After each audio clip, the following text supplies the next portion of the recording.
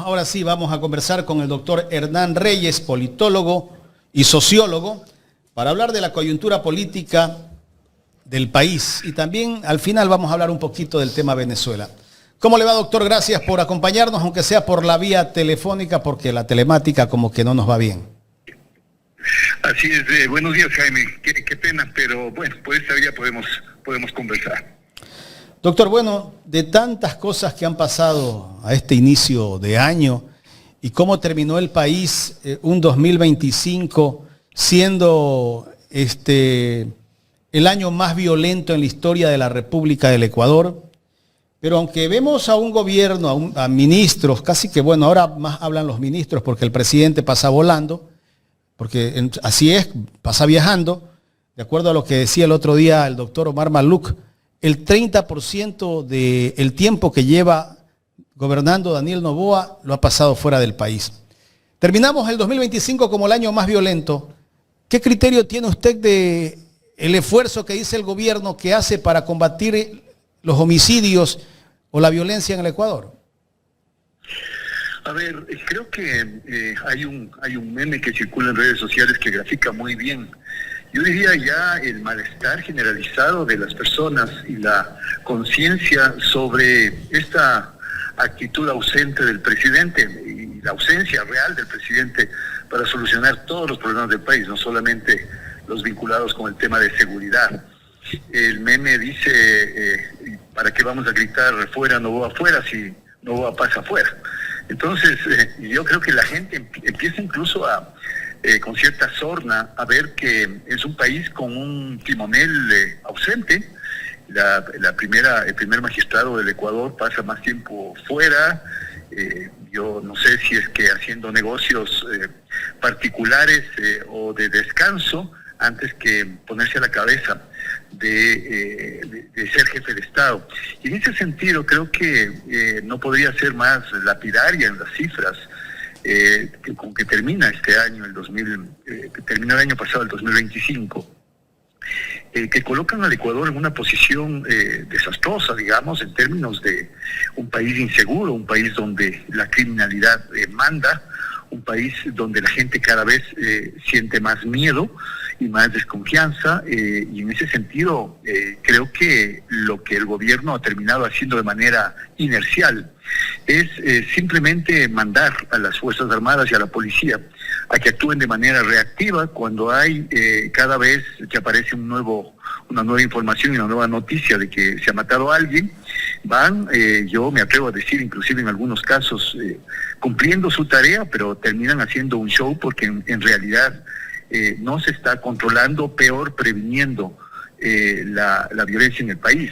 Hay casos, además, como el caso de este cabecilla de un GDO detenido en España, que finalmente es liberado porque el Ecuador no da las garantías para su seguridad que había pedido el gobierno español, que muestran inclusive una incompetencia y una ineptitud enorme con respecto ya a lo que serían al menos algunas muestras de que el gobierno está haciendo algo para detener precisamente esta avalancha del crimen organizado. Así que por donde uno se lo vea, por inacción, por ineptitud, yo diría por desconsideración completa con lo que son las víctimas justamente de la violencia y de la inseguridad interna, este gobierno yo creo que empieza este año con una credibilidad, diría yo, cada vez más mermada, y parecería ser lo peor del caso, que no le importa en absoluto lo que está pasando. Deja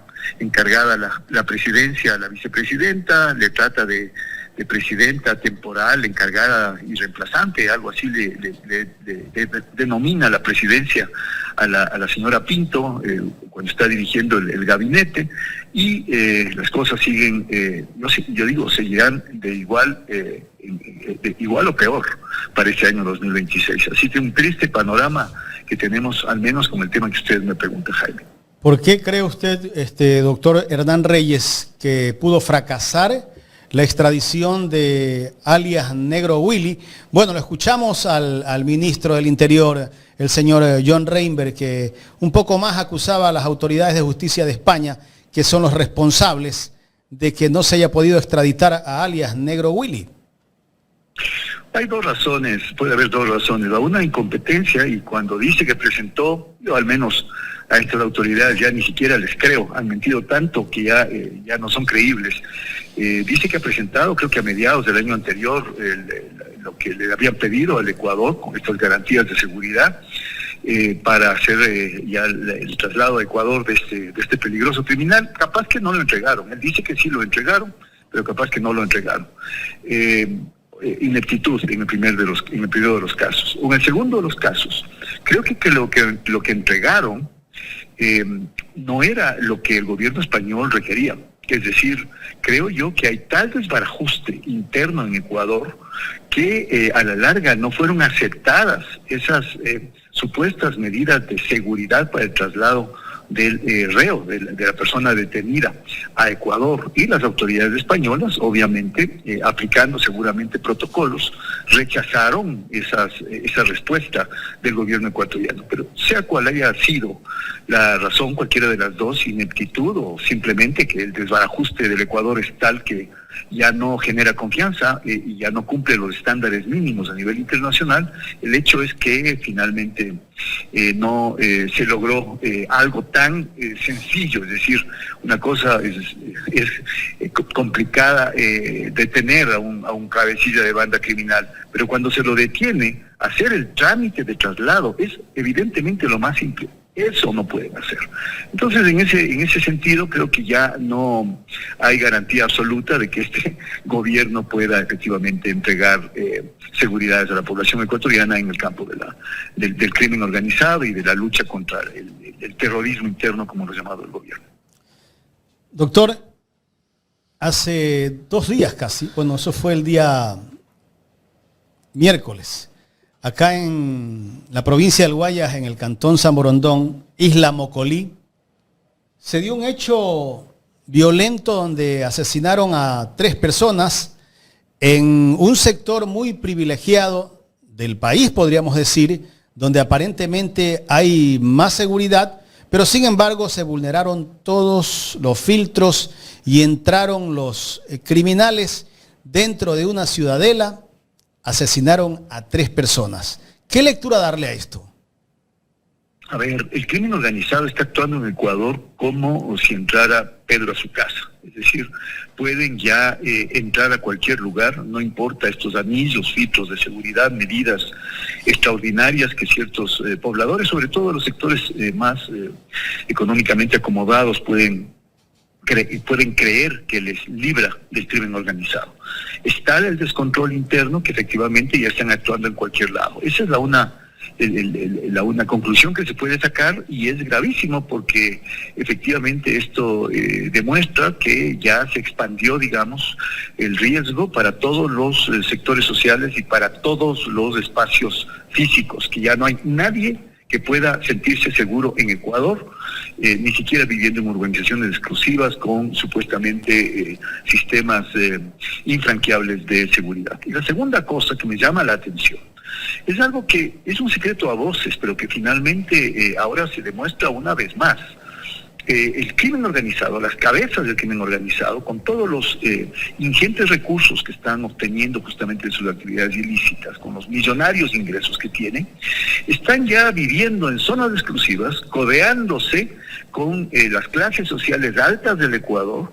Yo quisiera saber, por ejemplo, si es que hubo víctimas colaterales, si fueron 3 personas y entre ellas 1, al menos que se dice, de este crimen que usted menciona en Mocolí. ¿Quiénes son las otras 2 personas? Seguramente pertenecen a familias acomodadas de renombre y a sectores empresariales, seguramente del Ecuador. ¿Por qué no se... ahí la policía normalmente no dice los nombres, ahí ya no les trata... Pero cuando le interesa sí dan los nombres. Claro, así es, les trata inclusive con desprecio, ¿no? Y les acusa inclusive de ser una vendetta entre pandillas. Aquí en este caso no he escuchado que se diga que es una vendetta entre pandillas. Aquí protegen. Exactamente. Entonces yo creo que esto es, como decía, un secreto a voces, porque al igual que el narcotráfico y el crimen organizado está lavando dinero a diestra y siniestra en Ecuador. Ecuador está con una puntuación, vi yo en una escala que se había hecho la medición de riesgo de lavado de activos en América Latina. Ecuador está con 5/10, es decir, son sistemas absolutamente vulnerables. Hay una sistematicidad y una continuidad en el lavado, en el narcolavado, en el sistema financiero ecuatoriano. La gente vive en mansiones, compra tranquilamente bienes, esta compra de no sé cuántas hectáreas también 93. en otra zona de la costa, 93 hectáreas, por parte de una persona que actúa como testaferro, evidentemente. Yo creo que en Santa Elena, yo creo que también revela la facilidad con la que se pueden mover estos dineros ilícitos en la economía ecuatoriana. Y el gobierno no dice absolutamente nada y no hace absolutamente nada. Así que por donde uno le vea, tanto en la lucha directa contra las acciones violentas del crimen organizado, cuanto en la protección y prevención de que este crimen organizado lave dinero tranquilamente en el sistema financiero ecuatoriano, las actuaciones del gobierno de Noboa son prácticamente nulas. Correcto. Doctor, pasemos a otro tema, antes de que venga mi compañera Carla Aro, al tema de lo que está pasando en la justicia.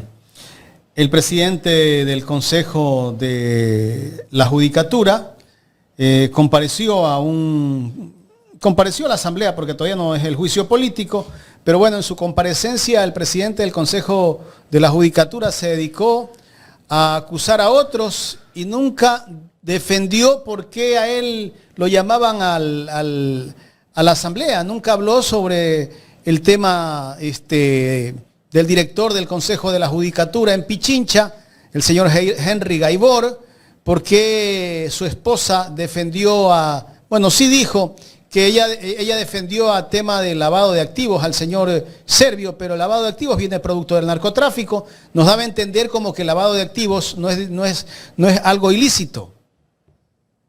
Claro, cuando no se tiene ningún argumento, cuando todas las evidencias apuntan a que efectivamente hay un nivel de corrupción altísimo en el Consejo de la Judicatura, sobre todo en su cabeza, en la presidencia, evidentemente y seguramente por motivación de sus asesores, lo que hace Godoy en la Asamblea es una vergüenza a nivel nacional.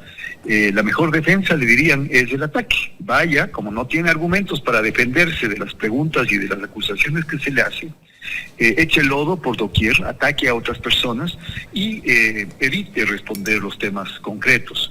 Como la Asamblea está además manejada con mano férrea por el señor Nielsen para cubrir este tipo de hechos que acontecen en el Ecuador, para no fiscalizar absolutamente nada, ni al Ejecutivo, ni tampoco para poder efectuar fiscalización de otras funciones del Estado.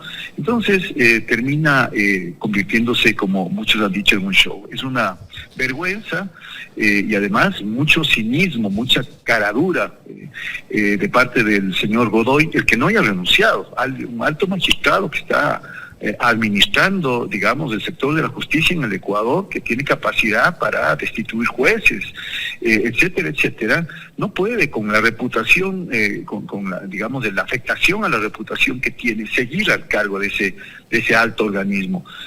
Ahora, en este sentido, también esto se expande hasta al Consejo Nacional a la Corte Nacional de Justicia, ¿no? Tengo entendido que ya hay fuertes remesones internos y que la mayoría de magistrados que pertenecen a esa instancia están pidiendo la cabeza del señor Swing, que por otra parte también parecería ser que quiere hacerse loco y quiere nuevamente seguir de encargado aferrándose al cargo. Como alguien decía en alguna entrevista que escuché, por donde se aplaste sale pus en la justicia en el Ecuador, y lamentablemente el caso de magistrados valientes o de funcionarios públicos también que tienen la entereza de denunciar los casos de corrupción, finalmente resultan ser las víctimas sacrificiales en este sistema corrompido y corrupto, puesto que en el caso, por ejemplo, del juez Serrano, en el caso de la doctora Lozada, que han hecho denuncias muy graves, directas, dando la cara contra el doctor Mario Godoy, más bien su vida está en peligro. Tengo entendido que inclusive la doctora Lozada tuvo que salir del país después de que le dispararon 8 veces, fue amenazada, nunca le dieron seguridades. Efectivamente se trata, yo diría, de una verdadera mafia que tiene una pata enquistada, digamos, en el sector de la justicia y que, me atrevo a decir, opera de manera directa, de manera abierta, sin que de alguna manera exista ningún tipo de freno al respecto. Así que yo creo que Godoy y Swing deberían ser, si tuvieran un poco de sangre en la cara, deberían haber renunciado, deberían renunciar, no pueden seguir ostentando cargos públicos en el sector de la justicia con una afectación de carácter ético tan grande como la que están teniendo. Carla. Doctor Reyes, muy buenos días. Carla Aro le saluda. El gobierno de Daniel Noboa, a través de la Asamblea y el bloque oficialista, ¿usted cree que se va a pegar un disparo al pie con el señor Godoy salvándolo de los juicios políticos o efectivamente va a dar ese paso, van a conseguir los votos a favor? Porque es clave, ¿no? Ellos saben que el pueblo ecuatoriano ya conoce de los movimientos del señor Godoy y cómo se ha dado el tratamiento en la justicia.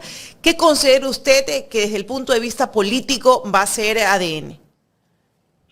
A ver, yo creo que es posible que efectivamente, a pesar de que el señor Noboa, Daniel Noboa, dijo públicamente que él que debería renunciar el doctor Mario Godoy, a pesar de esa afirmación pública, yo creo que actúa políticamente de manera tan incoherente el bloque de ADN que seguramente podría darse el caso de que lo liberen de culpa y finalmente salga indemne de este juicio político. No es nada raro, es una fuerza política absolutamente sometida a los dictámenes y sometida, yo diría, a intereses oscuros de quien la dirige y de quien es dueño y propietario, el señor Daniel Noboa. Así que yo no veo raro que lo que parece inconsistencia a la larga sea un juego político, que el presidente salga supuestamente bien parado diciendo, no sé, yo le pedí la renuncia, no tengo injerencia, son autónomas las funciones del Estado y yo no tengo ninguna injerencia en el legislativo, así que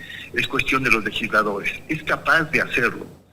Pero por otro lado, yo creo que se ve que hay ya cada vez un cisma mayor al interior de ADN. Yo creo que cada vez hay, yo diría al menos unos pocos asambleístas oficialistas que tienen un poco de vergüenza en el ejercicio de su cargo. Y me da la idea de lo que le oí al propio Godoy en una entrevista, de que hay ya un fraccionamiento dentro del partido ADN en relación con quienes lo defenderían abiertamente y quienes finalmente siguen insistiendo en que él debería ser destituido del cargo tras un juicio político. Así que es imprevisible, lamentablemente la política en el Ecuador se ha vuelto un verdadero juego de ruleta, es imprevisible lo que puede acontecer, pero en cualquiera de los dos casos, lo que se está revelando efectivamente es el sometimiento de los principios de juego limpio, de los principios éticos, a la razón política, a la fuerza de la política, puesto que si es que a la larga le conviene al gobierno de Noboa mantener a Godoy, porque no hay otra alternativa que le pueda servir como le ha servido Godoy hasta ahora, pues seguramente preferirán seguir mancillando la reputación del presidente o la reputación del bloque de ADN y de la propia asamblea y mantenerlo en el cargo. Pero sin embargo vemos que el gobierno sigue o insiste con ese proceso de captación total de la justicia. Por ejemplo, ya vimos cómo se empieza a acelerar el proceso en el Consejo de Participación Ciudadana para la selección de Fiscal General del Estado. Un proceso que aparentemente también va a gozar de vicios, ¿verdad?, con las personas que tendría para seleccionar el tema de las vedurías. Entonces, ¿qué nos damos cuenta, doctor? Que este círculo vicioso se va a mantener durante este año y el transcurso del gobierno actual, porque seguimos viendo los mismos mecanismos. Ahora los ojos empiezan a ponerse ya en todas las instituciones, no solamente en estas. Sí, quiero recoger, Carla, lo último que usted ha dicho, que es lo que efectivamente es la causa de fondo de todo esto.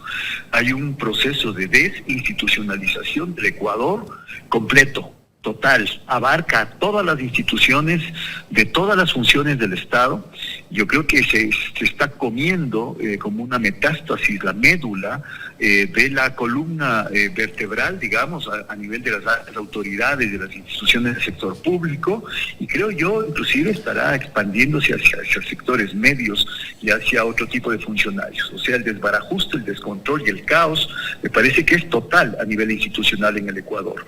Y por supuesto, cuando ya no existe institucionalidad, cuando ya los principios no están funcionando, cuando ya no existe un comportamiento ético por parte de la burocracia y de las autoridades, evidentemente es como pescar a río revuelto. Y en ese sentido, ante lamentablemente la normalización o la naturalización de estos hechos, que parece que es de lo que estamos cayendo, autoridades como las del Consejo de Participación Ciudadana y Control Social, que es un organismo, ojo, que está en la mira, está en la picota, la mayoría de gente en el Ecuador, seguramente si fuera por una decisión lo borraría del mapa. Sin embargo, siguen actuando de manera cínica, de manera sinvergüenza, a nivel de hacer, digamos, de seguir cometiendo mañoserías para poder colocar a funcionarios como autoridades de control o autoridades de control que sirvan a estos poderes oscuros de la política.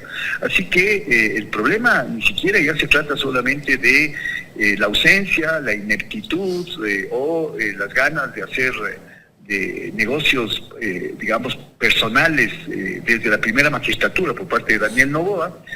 No se trata de tal o cual ministro y su completa incompetencia o inoperancia, la ministra de Gobierno, el ministro de Defensa, etcétera, etcétera, sino yo creo que se trata ya de algo mucho más grave. Se trata de que el aparato estatal en su conjunto, que está obviamente dirigido por las autoridades de gobierno, está descompuesto y cada vez se descompone más, y por ende, creo yo, ya la población inclusive se va acostumbrando, eso hablo de normalización o naturalización de este tipo de hechos que no tendrían cabida en ningún sistema político y sistema de gobierno del mundo, que generarían escándalos enormes y que aquí parece ser más bien pan de cada día. No termina de parar, y evidentemente esto implicará que el Ecuador a la larga se va hundiendo, porque esto no se salva con el cambio de una autoridad, con la salida de un ministro, e inclusive con la salida de un presidente, sino que como país estamos asistiendo, yo creo al derrumbe de justamente el sistema de institucionalidad democrática, que es lo que garantiza la vida en común entre los ecuatorianos. Doctor, usted decía, veo los memes, fuera Noboa fuera, pero ¿para qué gritar fuera Noboa si él siempre pasa fuera? ¿El presidente ha perdido popularidad? ¿Usted cree que sus niveles de aceptación han bajado? ¿Usted cree que en el transcurso de este año podría llevarse a cabo al menos una intención de revocatoria de mandato? ¿Cómo avisora usted la estabilidad política del presidente? A ver, yo creo que mientras estén los actuales vocales del Consejo Nacional Electoral, yo creo que no hay ninguna posibilidad de que la revocatoria avance. Por más que efectivamente pueda iniciarse el proceso, ya que no tienen otro remedio, digamos, si es que están cumplidas los trámites para aquello, no es menos cierto que puede este proceso a la larga abortarse. Es decir, por más que se recojan las firmas, a la larga capaz que puede esto finalmente no llegar a buen fin, a buen final. Así que eso por un lado. El Consejo Nacional Electoral forma parte de todo este entramado de desinstitucionalización que vive el Ecuador. Hace bastante rato, ya sabemos, el sometimiento que existe del CNE al Ejecutivo. Y por otro lado, a mí me parece que la popularidad de Noboa, la aprobación de su gestión, la legitimidad en su palabra, la credibilidad en su palabra, etcétera, están sumamente mermadas. No he visto encuestas cuando están las cifras cayendo. Normalmente las encuestas que el gobierno puede y debe estar haciendo no se hacen públicas, eso es algo común, pero me da la impresión de que ha caído. La muestra de la consulta popular y referéndum fue bastante clara, la pérdida en las 4 preguntas fue muy demostrativa al respecto, y creo yo sigue cayendo, y a Noboa parece no interesarle. Noboa parece tener los ojos más fuera del país y más en sus propios asuntos que en la cosa pública. Y en ese sentido, yo no sé, el problema no es tanto la descomposición que hay del gobierno de Noboa, la caída que tiene él en la aprobación de su gestión, sino la existencia o no de una oposición lúcida, de una oposición potente, de que se puedan concentrar esas energías sociales que aparecieron con fuerza en el paro nacional, que apareció con fuerza en la votación de la consulta popular y referéndum, y que le dicen no a Noboa, no a sus medidas, no a sus políticas, para que puedan organizarse en un momento determinado y puedan convertirse en una fuerza deliberante con agencia política y puedan finalmente terminar arrinconando al gobierno. Se le viene un año muy duro. He escuchado que ya se están convocando a manifestaciones públicas de rechazo a la gestión del presidente Noboa. Hay quienes van más allá de eso y hablan de abril, mayo como meses de mucha turbulencia en el Ecuador, que habrá que ver, y yo estoy seguro que Noboa en su completa incompetencia como estadista volverá a echar mano de esta mano dura que a él, de la cual a él le gusta hablar, sobre todo cuando se trata de reprimir al pueblo y de reprimir a quienes disienten con él, y me parece que va a tener un año muy complicado si es que no se echa para atrás en sus políticas, y yo de hecho creo que no lo va a hacer. Yo creo que Noboa tiene muy claro lo que quiere hacer, aprovecharse del poder que le da la primera magistratura con fines personales para beneficiar a sus grupos sociales, y con eso él seguirá hundiendo al Ecuador aún más de lo que ya está. Correcto. Estamos dialogando con el doctor Hernán Reyes ya en la recta final de esta entrevista. Doctor Reyes, bueno, el día lunes, antes de la comparecencia de Mario Godoy al seno de la Asamblea Nacional, que era lo que iban a tratar, pero finalmente se buscó hacer un exhorto por parte del oficialismo, donde justamente declaraban nuevamente, recordaban al tema del cartel de los soles, que era un grupo terrorista y que se acusaba a la Revolución Ciudadana, que estaba con el cartel de los soles y que el cartel de los soles había financiado la campaña, recalcando nuevamente eso, ¿no? Había financiado la campaña de Luisa González o financiaba toda la campaña de la RC. Esto, después de un rato, desde los Estados Unidos, el New York Times publica que la justicia americana dejó o anuló el tema del cartel de los soles porque no existe, no hay pruebas. Pero el gobierno, el propio presidente Daniel Noboa, firmó un decreto declarando el cartel de los soles como un grupo terrorista, y todos sus asambleístas, ministros, hace algún tiempo salieron a acusar a la Revolución Ciudadana, que era parte del cartel de los soles. ¿Cómo queda el gobierno con esa anulación que hizo la justicia americana y que ellos tenían el relato justamente hasta ese día de la comparecencia del propio Nicolás Maduro a una corte de Nueva York? Bueno, lo que sucedió en este caso es que simplemente le salió el tiro por la culata.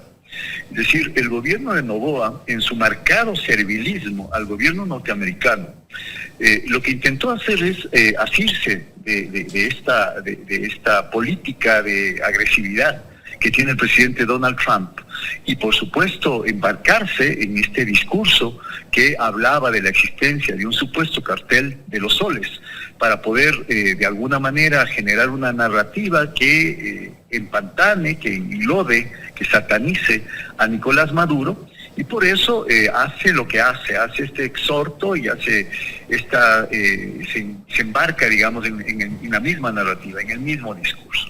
Y por supuesto, el momento en que el Departamento de Justicia norteamericano, ante la total falta de evidencias, dice que no hay tal cartel de los soles, queda absolutamente el gobierno ecuatoriano, Noboa a la cabeza, la asamblea, la mayoría asambleísta detrás de él, quedan absolutamente en ridículo.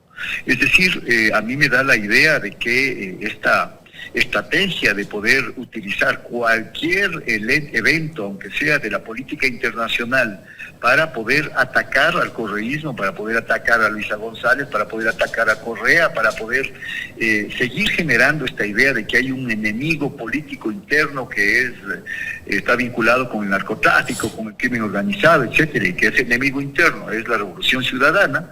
Yo creo que cae en ridículo, se va a los suelos, y me da la impresión de que ya ni siquiera Noboa y sus asesores son capaces de poder manejar de alguna manera estrategias o tácticas de carácter político para poder enfrentar la grave situación de desprestigio y de caída en aprobación de la gestión que están viviendo.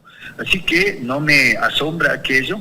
A ratos uno ya no sabe si indignarse o si echarse una carcajada de las cosas que finalmente están haciendo. Veo asambleístas, veo al asambleísta Andrés Castillo, por ejemplo, es una verdadera caricatura de asambleísta. Cada vez más son grotescas sus actuaciones. No es el único. Cuando abren la boca, otras asambleístas de ADN efectivamente son incapaces inclusive de decir dos oraciones correctamente pronunciadas y de conjugar verbos inclusive. Y en ese sentido uno va viendo también este declive, esta degeneración de lo que significa el campo de la política en el Ecuador, manejado ahí sí con mano dura, aunque con rostro amable, por el señor Nils Olsen al frente de la Asamblea Nacional.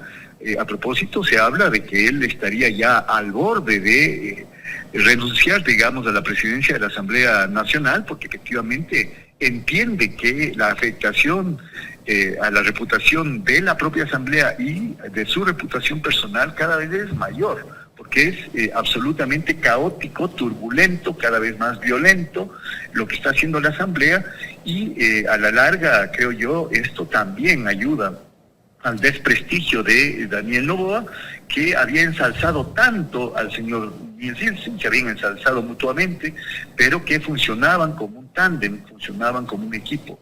Ahora cada vez más la Asamblea está decaída hacia el abismo, como tal, no funciona como una Asamblea, no existe ni siquiera un debate y una polémica, digamos, abierta donde se procese la política. Se ha convertido en una suerte de espacio de pelea de albañal, de insultos, de agresiones, etcétera. Y en ese sentido, me parece yo que a la larga también esto le rebota y de muy mala manera al propio presidente Daniel Noboa. Cuando usted dijo que se está pensando o se habla de que vaya a renunciar, pero ¿es una decisión del propio Olsen o tal vez un pedido del gobierno? Podría ser cualquiera de las dos cosas. Si es que piensa Daniel Noboa que hace falta otro tipo de conducción en la Asamblea, y ese otro tipo de conducción se me ocurre cuál será, porque a la larga lo que ha hecho hasta ahora ADN ha sido ganar, es decir, obtener estos votos de cualquier forma, estos votos que le dan una mayoría muy pequeña, pero con la cual finalmente puede aprobar leyes de urgencia económica y puede finalmente mandar estos ridículos exhortos, o puede finalmente desviar la atención con cualquier otro tema, o puede coartar procesos de fiscalización.